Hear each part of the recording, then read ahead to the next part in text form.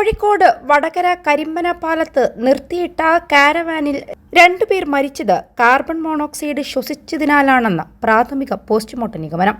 മലപ്പുറം എരമംഗലം ആസ്ഥാനമായുള്ള front line hospitality and property മാനേജ്മെന്റിന്റെ പേരിലുള്ള കാരവാനിന്റെ ഡ്രൈവർ വണ്ടൂരിലെ പരിയാരത്ത് 48 വയസ്സുകാരനായ മനോജ്, ഇതേ സ്ഥാപനത്തിലെ IT വിഭാഗം ജീവനക്കാരൻ കാസർഗോഡ് ചിറ്റാരിക്കൽ പറമ്പ് സ്വദേശി 26 വയസ്സുകാരനായ പാറശ്ശേരി ജോയൽ എന്നിവരെയാണ് മരിച്ച നിലയിൽ കണ്ടെത്തിയത്. തിങ്കളാഴ്ച പുലർച്ചെയോടെയാണ് മരണം സംഭവിച്ചതെന്നാണ് പോസ്റ്റ്മോർട്ടം റിപ്പോർട്ട്.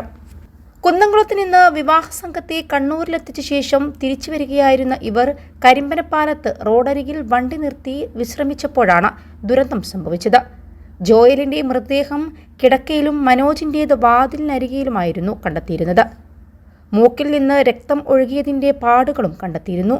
വാഹനം നിർത്തിയിട്ട ശേഷം AC പ്രവർത്തിപ്പിച്ചാണ് ഇവർ കാരവാനിനുള്ളിൽ വിശ്രമിച്ചത്. 21 ലക്ഷത്തോളം സന്തുഷ്ടരായ ഉപഭോക്താക്കളും 2 ലക്ഷത്തോളം തിമിര ശസ്ത്രക്രിയകളും പൂർത്തിയാക്കിയ മലബാറിലെ ഏക കണ്ണാശുപത്രി Al Salama high hospital, hospital road, Perinthalmanna. മൃതദേഹങ്ങൾ പോസ്റ്റ്മോർട്ടത്തിന് ശേഷം ബന്ധുക്കൾക്ക് വിട്ടുകൊടുത്തു. AC-യുടെ ജനറേറ്ററിന്റെ പുകയിൽ നിന്നാണ് കാർബൺ മോണോക്സൈഡ് വാതകം ഉള്ളിലേക്ക് കയറിയതെന്നാണ് പോലീസ് സംശയിക്കുന്നത്. വണ്ടിയുടെ പിറകുവശത്ത് പുറത്തുനിന്ന് തുറക്കാൻ കഴിയുന്ന ക്യാബിനുള്ളിലാണ് AC പ്രവർത്തിപ്പിക്കുന്ന ജനറേറ്റർ ഉള്ളത്.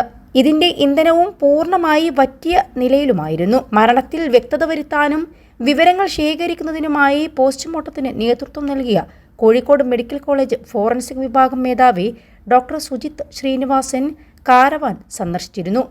വിരലടയാള വിദഗ്ധരും ഫോറൻസിക് സംഘവും ഡോഗ് സ്ക്വാഡും അടക്കം സംഭവസ്ഥലത്തെത്തി തെളിവുകൾ ശേഖരിച്ചു.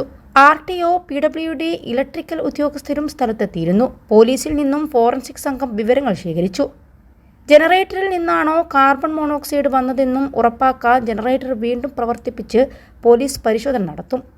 കാർബൺ മോണോക്സൈഡ് ഡിറ്റക്ടർ വെച്ചായിരിക്കും പരീക്ഷണം. സാധാരണഗതിയിൽ പ്രവർത്തിപ്പിക്കുമ്പോൾ ജനറേറ്റർ പുറത്തെടുത്ത് വെക്കാറാണ് പതിവ്. കാർബൺ മോണോക്സൈഡ് ഉള്ളിലെത്താനുള്ള സാധ്യത ഉണ്ടായതിനാൽ ജനറേറ്റർ ടാഗിൽ ഇക്കാര്യം രേഖപ്പെടുത്തിയിട്ടുണ്ടെന്നും പോലീസ് പറയുന്നുണ്ട്. ഇതുതന്നെയാണോ അപകട കാരണമെന്നാണ് പോലീസ് പരിശോധിക്കുന്നതും.